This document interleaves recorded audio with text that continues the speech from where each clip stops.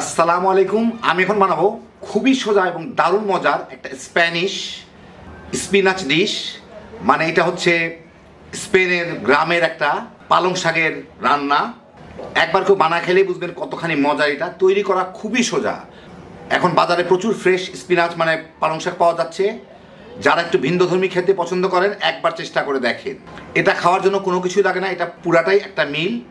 যেভাবে রান্না করা হবে ঠিক সেইভাবেই খেয়ে নিতে পারবেন। কেউ ভাতের সাথে খাইলে খেতে পারেন, না চাইলে এমনি খেয়ে নিতে পারেন। তো আসেন দেখি শুরু করা যাক। আমি এখানে 1 কাপ এই বড় বড় ছোলাগুলা নিছি, কাবলি ছোলা যেগুলোকে বলে, বাইরে চিকপিস বলে এগুলাকে।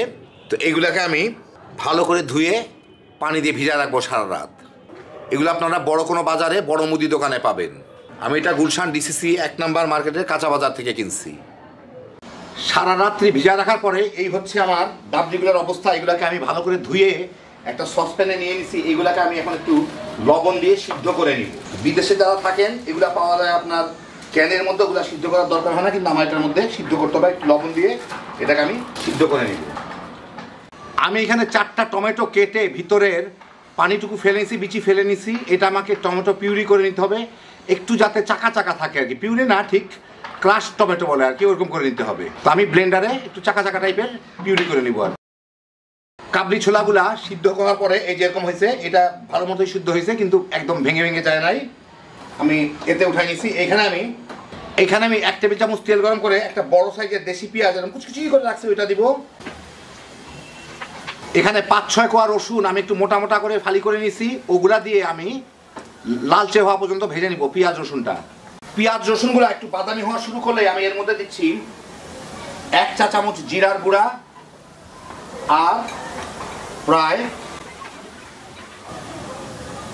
1.5 চা চামচের মতো মরিচের গুঁড়া দিয়ে এটাকে একটু মিশাই আমি খুব দ্রুত এটা ফুটতে থাকবে। এখন আমি যে টমেটোগুলা পিউরে করে রাখলাম একটু মোটা মোটা চাকে, সেটা দিয়ে দিব। আপনারা ঢাললেই বুঝবেন যে কীরকম মোটা করে আমি করছি। এটা 2-1টা চাকা থাকে যাতে আর কি, অথবা 2-1টা একটু একদম মিহি না আর কি, ব্যাস।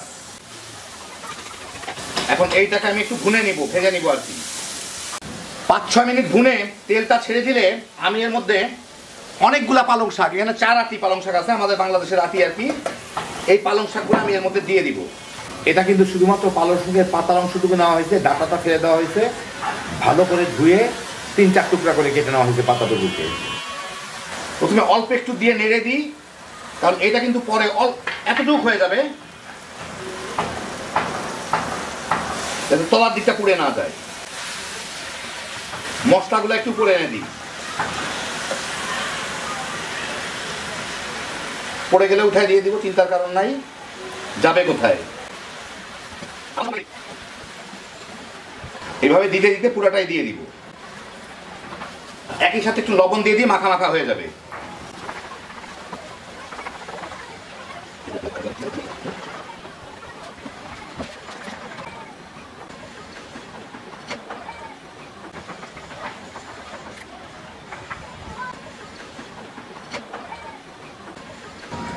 মিষ্ট ভালো মতো আমি এখন জাল দিয়ে পানিটুকুকে শুকাই নেব। এই ফাঁকে পালং শাকটাও সিদ্ধ হয়ে যাবে। 5-6 মিনিটের মধ্যে পালং শাকগুলোও সিদ্ধ হয়ে গেছে, পানিটাও কমে গেছে। এখন এর মধ্যে আমি দিয়ে দিব হচ্ছে এই যে এইগুলা 1 চা চামচ গোলমরিচের গুঁড়া। এইটাকে এখন ভালো মতো মিশাই নিব। মিশাই মিনিট 2 জাল দিয়ে দিব।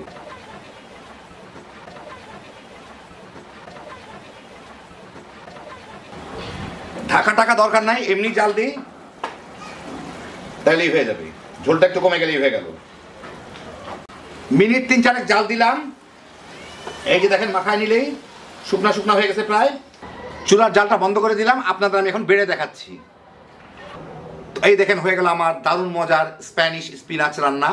জিনিসটা এতই মজার যে এটা খাওয়ার জন্য অন্য কিছু লাগে না। ওরা সাধারণত ক্যানের চিকপিসটা ব্যবহার করে, টিনের মধ্যে যেটা পাওয়া যায় সেটা আগে সিদ্ধ করা থাকে। আর আমি এখানে ব্যবহার করলাম কাঁচাটা, মানে বাংলাদেশি যেটা পাওয়া যায় কাবলি ছোলা, সেটা। সেই জন্য আমার একটু সময় বেশি লাগলো, কিন্তু আপনারা যদি ক্যানেরটা ব্যবহার করেন করতে পারেন। আর আসল রান্নাটায় এটা খুব কম সময় লাগে, এই 8 থেকে 10 মিনিটের মধ্যে সম্পূর্ণ রান্নাটা হয়ে যায়। হ্যাঁ, বিজোসের একটা আইটেম, একবার বানায় খেয়ে দেখেন, তাইলেই বুঝবেন। যারা একটু ভিন্নধর্মী শাক খাওয়া পছন্দ করেন কিংবা একটু বিদেশি রান্না পছন্দ করেন বা শুধুমাত্র শাক পছন্দ করেন, এইটা একবার বানায় খেয়ে দেখেন। এখন খালি বানাইবেন আর তামা করে খেয়ে ফেলাইতে পারবেন, যতদিন বাজারে ফ্রেশ পালং শাক পাবেন। আল্লাহ আপনাদের সবাইকে ভালো রাখুন, সুস্থ রাখুন, নিরাপদে রাখুন। ইনশাআল্লাহ বেঁচে থাকলে আবার দেখা হবে। আল্লাহ হাফিজ।